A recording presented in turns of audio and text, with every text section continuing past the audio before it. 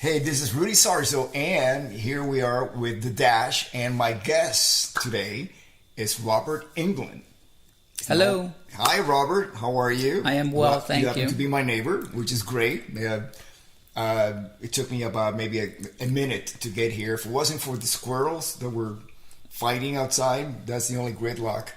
No coyotes today. No coyotes, just squirrels, Yeah, we're neighbors. We're about 5 houses away from each other. Yes. Right here in the hills of Woodland Hills. Woodland Hills. Woodland Hills, really nice. The and actual quiet. hills. The actual hills, yeah. So, I worked with you on and off when I was with Quiet Riot and probably... White Snake? With White Snake. You were with the Album Network. Album Network Trade Magazine. Yeah, and back in the day, musicians were not expected to be as involved with this side of the industry as much as they are today. Us musicians, if we're going to approach a label, they want to hear pretty much the finished product, And what I want to really talk to you about today, have this conversation, is how things were back when you started out back in the 70s, 80s? 83. 83. How things have evolved into what they are today, and when you see about the future of the music industry, because you have been able to make the transition through all the evolutions leading up to today, with the Album Network and now with your own company, Bob UK. And I want to give my listeners a glimpse of how to sustain a successful career in radio like you have. So tell me, what was the Album Network? Album Network was a way to bring all the radio stations in to be like a community and to get their playlists and help them mold their playlists and know new artists and get to have new artists come through their towns and markets. It was before BDS, so people didn't have that information. What is BDS? BDS is a monitored system. It also is called Media Base, and it is a monitoring system of all the music they play. Radio stations. Now, are you talking exclusively terrestrial or also satellite? It does get the Sirius stations, and I think Music Choice that I know of, but I'm trying to think of how many rock stations there are. There's about 164 rock stations on the rock chart. Is this terrestrial rock stations?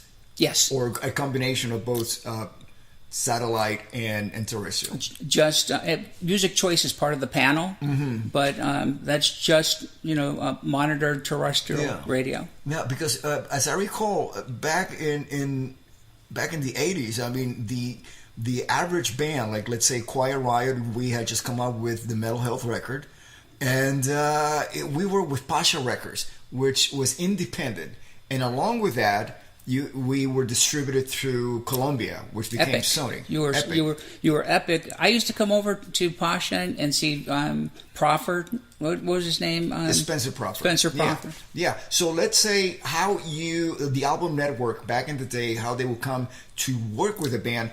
Were you hired by Epic or were you hired by Pasha to work with us, with Quiet Riot? Well, Pasha would be involved because it's your career and their imprint, but Epic would pay the bills. And There was a gentleman named John Kirksey who was probably your promotion guy. Yes, he was. And he would, get us involved early, let us hear the music well before it was coming out, make a plan to go to radio with teaser ads. The magazine was mailed to radio on Wednesday so that people had it on Friday so that they could start making their music decisions and music meetings for Monday and Tuesday. That's when radio reports to the trade magazines. And reporting to the trade magazines was very important for stations because it gave them clout to get promotions and get the bands through the market. What we used to do was go, as we toured, to promote the album. Nowadays, you seem to like put out a record to promote the tour, but back in the day, it was basically you put out a record, and then you tour to promote the album. Sometimes you got some tour support from the label, sometimes you didn't. But at least we, like in our case, as we work, you and I will work together, we got enough tour support from the radio airplay end of things. So was the album network, were they responsible for booking us to go into radio stations every day as we moved along from city to city? That was done by the promotion people, the Epic local promotion people and the regional people. What we did was help spread the word and the information about the band, about the record, about sales to the radio stations, so they were aware that we were breaking a band, or that this band was something we thought was going to be the next big thing. That's an interesting aspect, because into it plays a lot of, for example, your passion for being in the industry. I mean, how old were you when you actually made a decision to be in music? Never. It was 1983. I was at UCLA. I was working for a music industry messenger company. And on the weekends, I would work 3 days on music videos as an intern.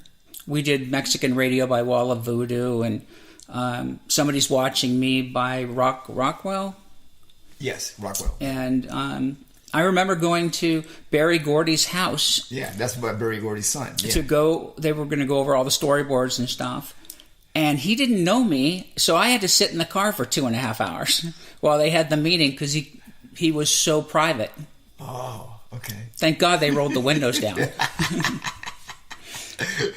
But somehow, there's a passion that still is in you about music, because you're still doing it. Oh, I mean, I love new bands. I love to help bands develop and help radio stations hear bands.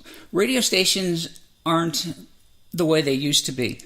They used to fight over who broke the outfield. Now, with when they deregulated radio, it took all the love out of it, because they started to process the music through VPs of programming who would pretty much tell the program directors what music was approved. It took away the joy of finding something new and putting it on the air that minute. Now, when you say music approved, what does that mean? Well, I like Clear Channel, which is now called iHeartRadio. They have people that are like, they're captains. They're programming captains and VPs. And they will go to the stations, and they will do special premieres for some music, and they will discuss what they think is going to be something big. But the radio stations are slowly taking back their control over getting some records on the air. Fantastic to hear that, especially for the new generation, coming up with the new bands. Well, we're breaking a lot of things right now. Well, you say we as Bob UK, yes, your company. But I work with the labels. I'm like, they call me Switzerland, because I just get along with everyone. And I'll take a band and I'll call the label when I hear it, and I'll say, "Oh my God, I love this record. I really want to be part of this."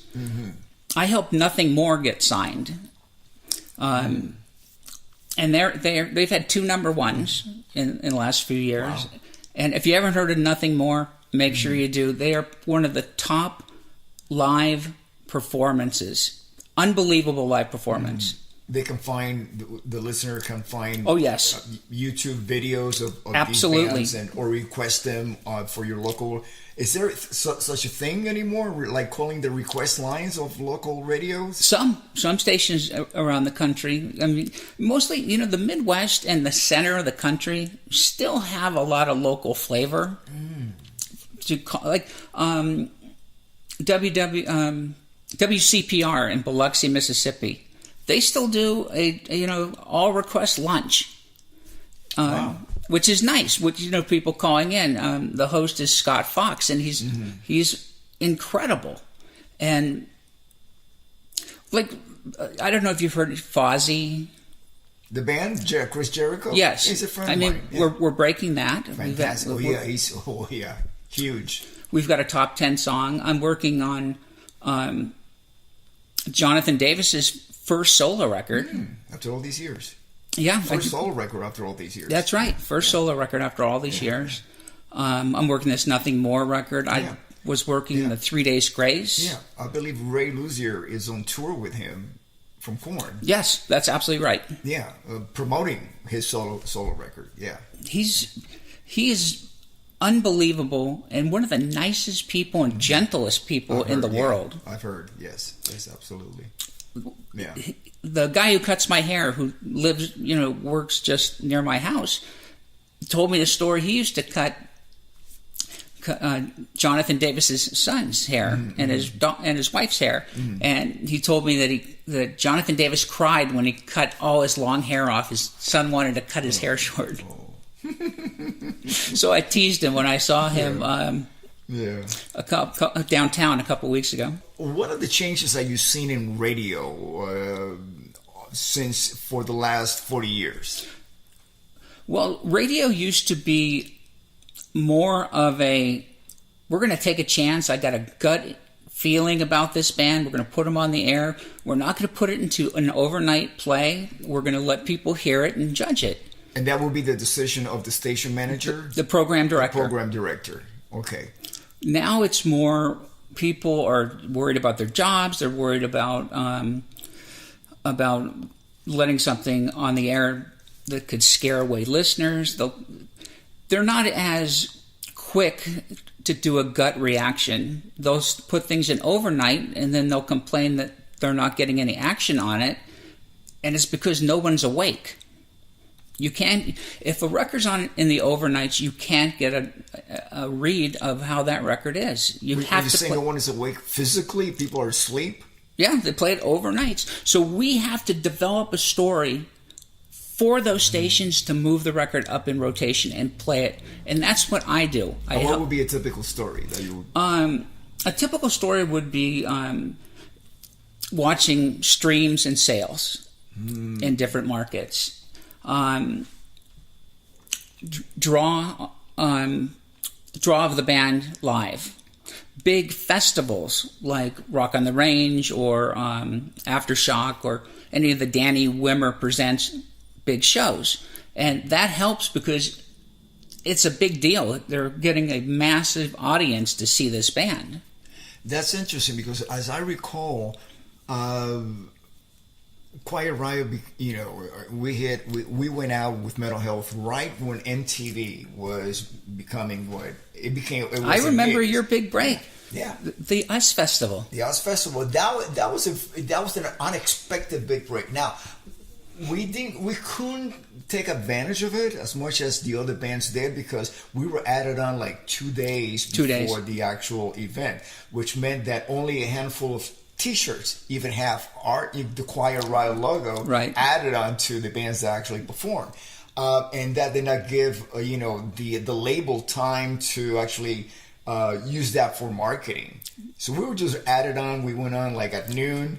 One good thing that helped the fact that we went on so early was that the next day on USA Today, Kevin DuBrose's picture, our singer's face, was on the front cover. It was a very big deal, that concert. It was huge. But I would say, that helped us. But the impact that MTV, Come and Feel the Noise, had on the band, that was tremendous. We were beginning to gain, thanks to Album Network and the work that you guys were doing, we were gaining some radio stations. But to me, it was that in sync movement forward or upwards of having MTV and radio playing us at the same time. MTV was so important. Every radio station watched MTV's chart. Yes, I was going to ask you about that. Every radio station. Because prior to MTV, pretty much radio was not influenced by anything else. Nope. But then along comes MTV, and did radio ever look at it as a competition to like people are going to start watching MTV more than listening to radio? Well, if you're in the house you might not be listening to radio. You got the TV on. Yeah.